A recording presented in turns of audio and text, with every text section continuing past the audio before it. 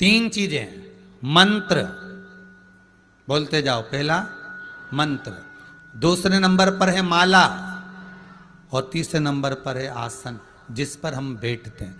मंत्र बार बार नहीं बदलना चाहिए, माला बार बार नहीं बदलना चाहिए और आसन बार बार नहीं बदलना चाहिए।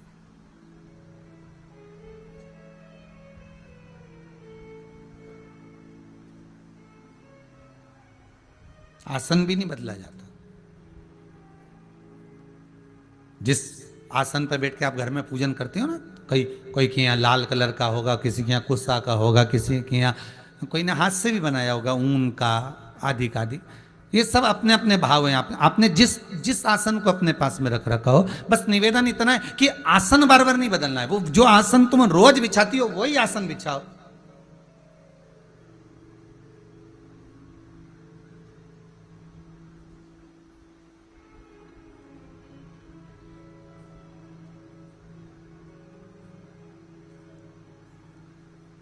उस आसन की तो महत्वता है।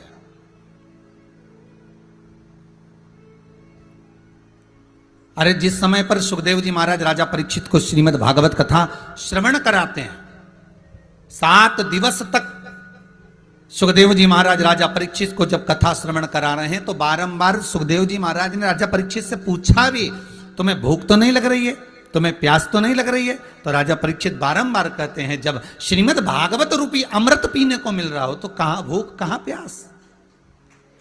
जब वो तत्व श्रवण करने को मिल रहा है, जब वो तत्व पीने को मिल रहा है, तो ना तो भूख लगेगी ना प्यास लगेगी। तो ना तो मुझे भूख है ना मुझे प्यास है। 7 दिन की जब कथा पूरी हो गई, बहुत ध्यान दीजिएगा महाराज, 7 दिन की कथा पूर्ण हुई। सुखदेव जी महाराज राजा परीक्षित के सम्मुख में बैठे हुए थे, उठकर जाने लगे। परीक्षित ने हाथ जोड़ लिए, प्रणाम करा सुखदेव जी महाराज को। गुरुदेव आप चले जाओगे, मुझे दुख होगा, नेत्रों में मेरे जल भर जाएगा। सुखदेव जी कहते हैं, क्या तुझे मेरे जाने का दुख हो रहा है या तुझे तक्षक नाग डसने आएगा उसका दुख हो रहा है? दुख किस चीज का हो रहा वो बता।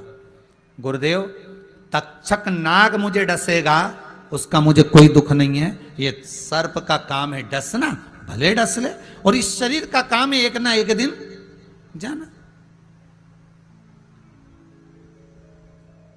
तो फिर इसका दुख तो केवल एक है।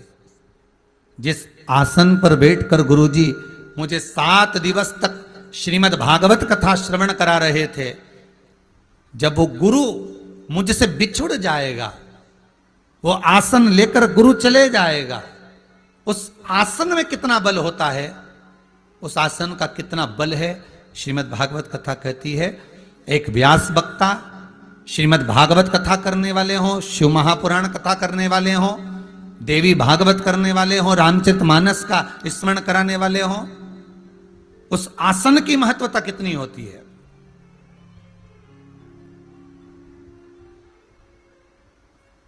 कि जब वो आसन चला जाएगा, वो आसन जब उठ जाएगा, मेरा गुरु मुझसे बिछुड़ कर चला जाएगा, फिर इस जीवन से फिर रहे हो, कुर्सी पर बैठकर कथा सुन रहे हो, पलंग पर बैठकर कथा सुन रहे हो, या शरीर साथ नहीं दे रहा, जिस भी हिसाब से आप कथा सुन रहे हो, एक दिन तो आसन लगाकर कथा सुनो। 7 दिन में से कम 1 दिन उस आसन पर बैठकर कथा सुनो, जिस आसन पर आप निरंतर पूजन करते हो, निरंतर स्मरण करते हो, निरंतर अर्चना करते हो, निरंतर नाम जाप करते हो।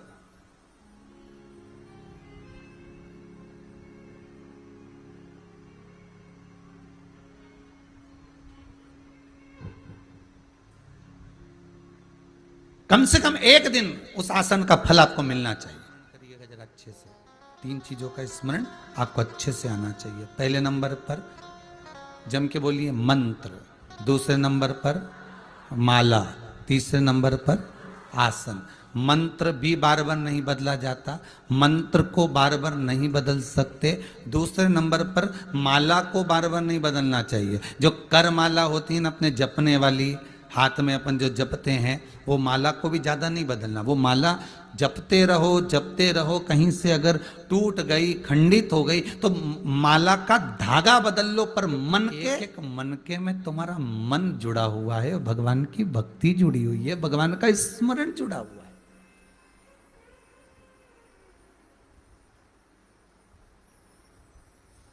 एक एक मनके में परमात्मा का नाम जुड़ा हुआ है।